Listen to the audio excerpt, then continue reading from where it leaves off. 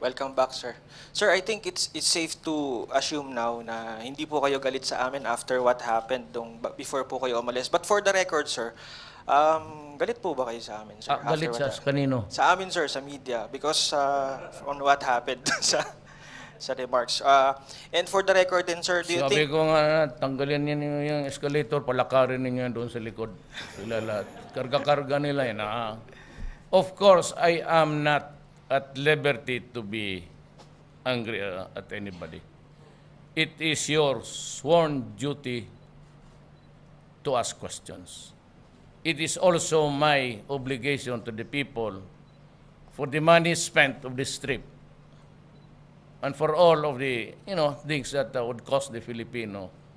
I have to make an official report, not now, but initially, these are the things that I can say.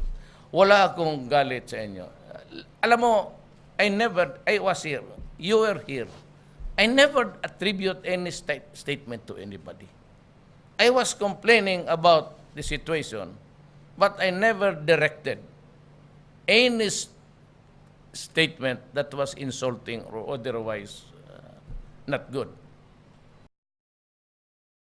Nitong mga nakaraang araw, nalagay si President Duterte sa halos lahat ng major na pahayagan sa buong mundo dahil ito sa pagmumura raw niya kay President Obama ng Amerika na sinabihan raw niya ng putang ina. Ang isa sa pinakamagandang pag-aaral sa nangyari na ito ay hindi lamang kung paano binaluktot ng mga inutil na miyembro ng media ang sinabi ni President Duterte. Alam naman natin na hindi minura ni President Duterte si President Obama. Nais ko bigyan niyo ng pansin ay kung gaano kabilis kumalat ang kasinungalingan at pambabulok ng katotohanan. Sa bilis ng pagkalat ng balita na yan, makikita nyo na may makinarya talaga ang kultong dilaw upang siraan si President Duterte kay President Obama. Ang tawag dyan sa sistemang yan, yung kultong dilaw may mga publicists at media buyers. May mga connection sila sa media, isang tawag lang, lalabas agad ang balita. Ganyan din ang ginawa nila sa mga Marcos mula pa noong 1986. Hanggang ngayon, alam mo ang maganda sa Amerikano, pinapatakbo nila ang utak nila at isipan nila. Una, nagsalita ang Deputy National Security Advisor na si Ben Rhodes tungkol sa Obama-Duterte meeting. Diyan yung mapapansin na hindi nila sinisisi si Duterte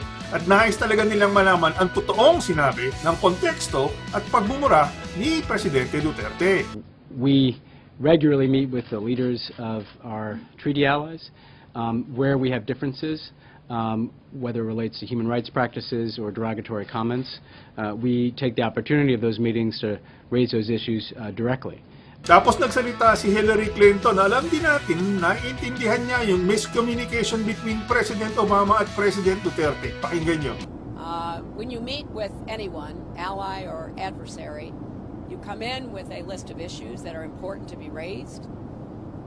You determine what they are. On the other side, they determine what they want to raise.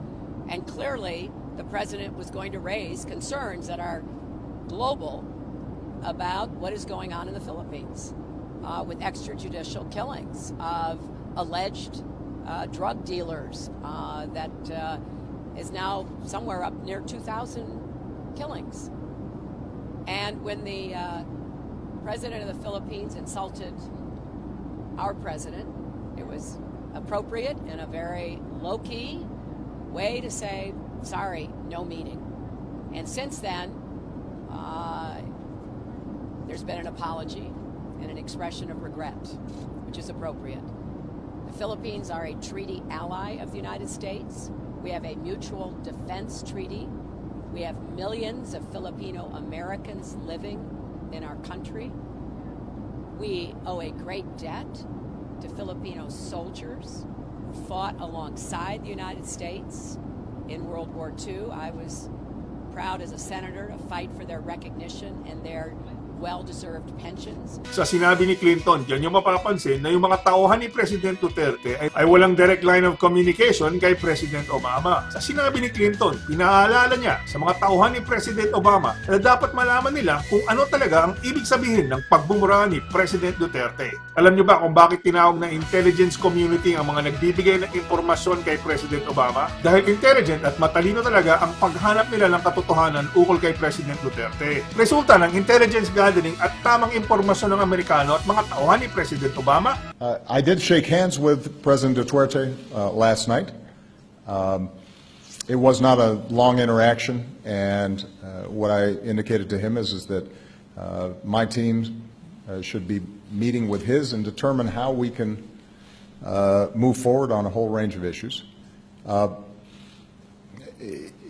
I said when I was asked about this in China,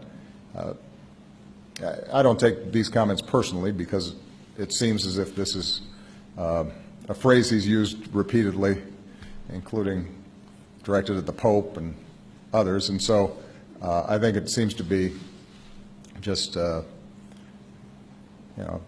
habit, a way of speaking for him. But as I said in China, we want to partner with the Philippines on the particular issue of narco traffickers, which is a serious problem in the Philippines. It's a serious problem in the United States and around the world. On that narrow issue, we do want to make sure that the partnership we have is consistent with international norms and rule of law. So we're not going to back off our position that if we're working with a country, whether it's on anti-terrorism, whether it's on going after drug traffickers, as despicable as these networks may be, as much damage as they do, it is important from our perspective to make sure that we do it the right way. Tapos ano sasabihin at isusulat ng mga nasa Rappler? Palalabasin nila na diretsong sinasabi ni Obama kay Duterte yan, right way. Pinapalabas ng Rappler, personalan ang tirahan ni Duterte at ni Obama. Mga putang ina nyo, Rappler. Tapos idadagdag pa ng mga putang inang mga nasa Rappler, Obama-Duterte clash over brutal crime war. Sisisihin pa si Duterte na naglalabas ng mga impormasyon na karapat-dapat lang. Kasi gusto niyang sabihin yan sa Amerika at sa buong Southeast Asia. Pero ilalabas ng Rappler na nagkakagulo si Obama at si Duterte para lang sabihin na nag-aaway sila. Ganyang kahayop yung mga putang inang mga journalist dyan sa Rappler.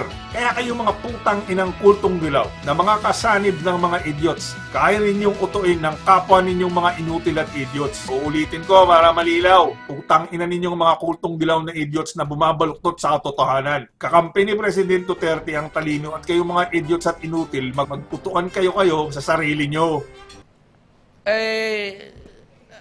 Si Ed Lingaw, he was the anchor at the time when there was this breaking news. And he apologized, and I accept his apology. And he should not worry because sometimes you commit errors. Wala akong question dyan. If the other side interpreted it in a way they wanted it, problema nila yan. I mean that's it. After all, I am not a player of the international community. I said I only answer to the Filipino people. I do not aspire to be a character there. But you know very well that I never said it attributing it to anybody. I said, I remember that huwag ninyong gawain sa akin yan. Magka-insultuhan tayo. I never mentioned any particular. So, I hope they realize it by now. And let me again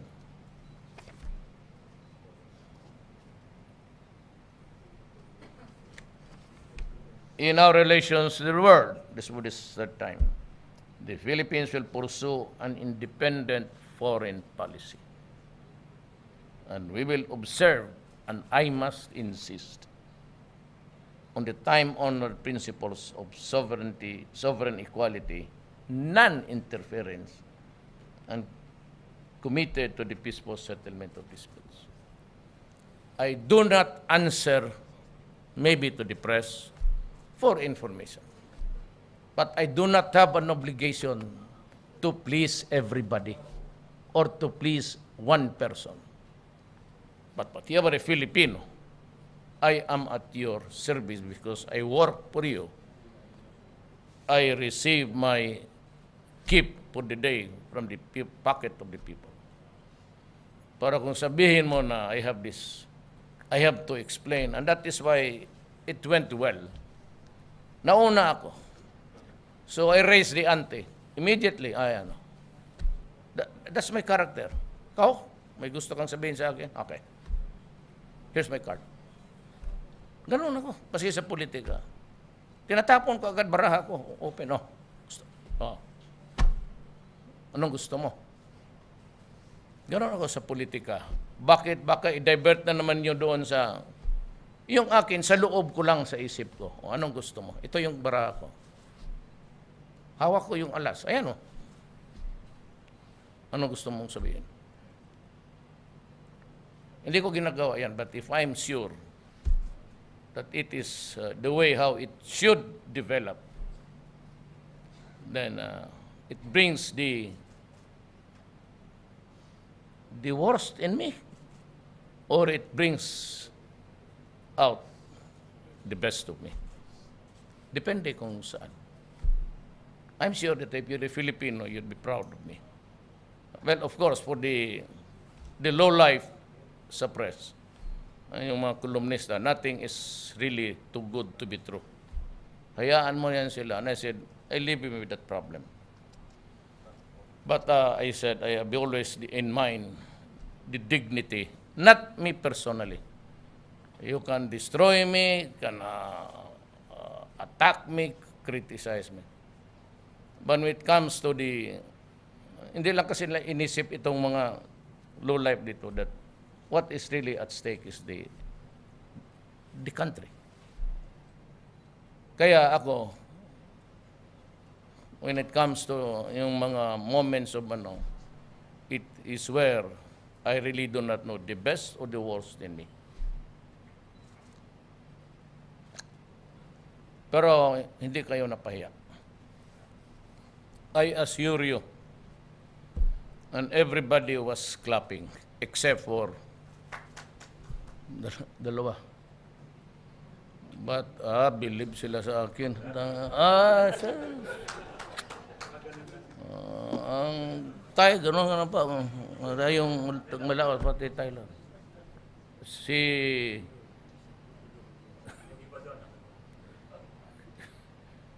Si President Widodo, and it's indecent. Yeah.